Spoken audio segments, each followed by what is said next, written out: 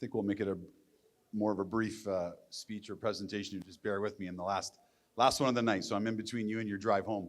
To make it briefer, could we cue that quick video up, and that'll tighten it up. And you know, Canadian business owners deserve better, and so do the Canadians they employ. We're a nation of opportunity, of entrepreneurs and economic freedom. The Canadian way, the Canadian dream, you know, it's funded by small and medium enterprises, the ones that are the hometown heroes in each and every community across Canada. We have to remind ourselves, when businesses fail, a country fails. When small and medium businesses fail, job creation fails. We have less of a tax base. The math doesn't work. We can't afford public education, health, or CPP for retired Canadians. You know, Canadian business owners are so much more than the backbone or the economic engine of the country. They're the keystone. They're all that holds Canada together. I like to refer to Canadian business owners as the lions of the North. Inspired by an ancient proverb, it goes like this: until the lion learns to tell the tale, the story will be told by the hunter. You know, business owners, their story is Canada's story. What started as an award for the top 10 job creators in each riding has turned into what looks like is going to be the most powerful business lobby in the country. Your story as a business owner is Canada's story. It deserves to be heard, and it deserves to be celebrated.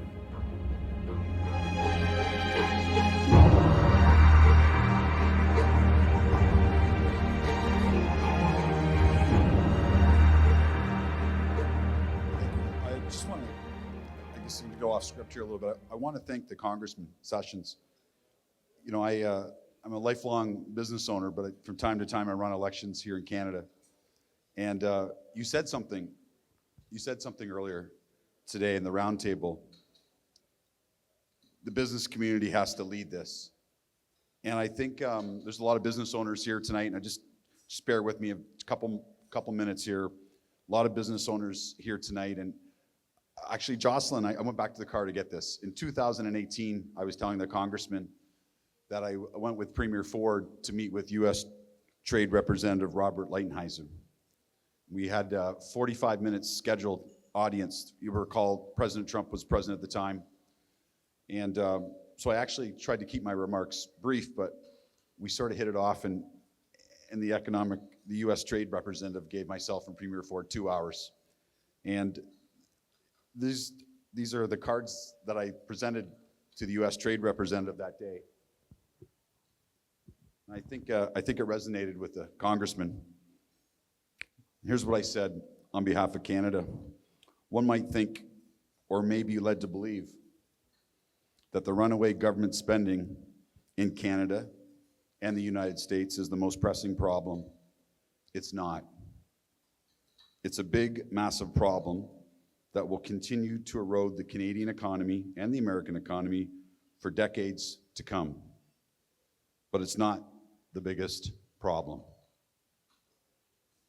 That's because the lack of good jobs, high-paying good jobs, will become the root cause of all world problems that Canada, the US, and other countries will attempt to deal with through humanitarian aid, military force, and politics. Countries that fail at creating jobs, and there's a lot of job creators in this room tonight, countries that fail at creating jobs, their societies will fall apart. Countries, and more specifically cities, will experience suffering, instability, chaos, and eventually revolution. This is the new world that leaders will have to confront, both in Canada, in our country, Congressman, and in the United States. The answer: leaders of countries and cities must make creating good jobs their #1 mission and primary purpose, because good jobs, good manufacturing jobs, Jocelyn, are becoming the new gold medal. They're becoming the new currency for all world leaders. You want to become a global superpower or become 2 global superpowers? You want to advance, I'll end with this. You want to be pro-democracy, you want to be pro-jobs, and you want to be pro-free enterprise. Thank you. Of those 3, the most important is pro-free enterprise. And we have to develop a better narrative. As I said to the congressman last night, I watched a few NHL hockey players win the Stanley Cup, not on the team I was cheering for, Congressman, but I reminded myself that some of our best hockey players still take power skating once they make the NHL. As business owners, we have to get better with our narrative. We have to tell our story. And as far as I'm concerned, there's a lot of important freedoms, but economic freedom is your very first freedom. Historically, it's what brought people to Canada. When my family settled here 400 years ago, it's what brings people to Canada more recently. And we have to remember that, and we have to remember the entrepreneurs that create economic freedom. So if you get a chance, go on the Keystone website, nominate a business owner that you know. Very simple criteria, number of jobs. I just want to thank the organization, Jocelyn, Catherine, great leadership. Thank you for what you do for Canada. It means a lot. And thanks everyone for hearing us out. And please make a nomination for the Keystone Award.